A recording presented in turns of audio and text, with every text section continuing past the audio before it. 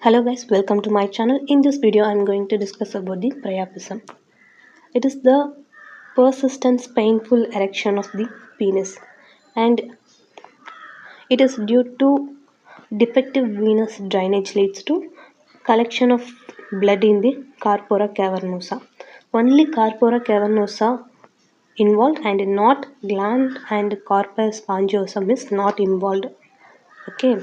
The causes are idiopathic, mainly idiopathic thrombosis of corpora cavernosa and idiopathic thrombosis of prostatic valve, prostatic venous plexus, and sickle cell disease and leukemia. This also cause the thrombosis, and another one is secondary deposits in corpora cavernosa. And the type is non-ischemic and ischemic. Ischemic means it is low flow and non-ischemic is high flow. And the investigations are mainly Doppler duplex ultrasonograph and ultrasound and arteriogram, and also we have to identify the cause.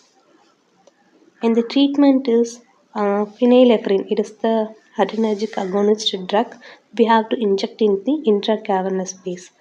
And another one is anastomosis between the corpora cavernosa and saphenous vein for drainaging the excess blood in the corpora cavernosa, and also anastomosis between the corpora cavernosa and corpora spongiosum to deviate the blood from the corpora cavernosa to the another way, like saphenous vein and corpus spongiosum, because the collection of blood filled in the corpus cavernosum only leads to priapism. Okay, that's why we have to do this anastomosis.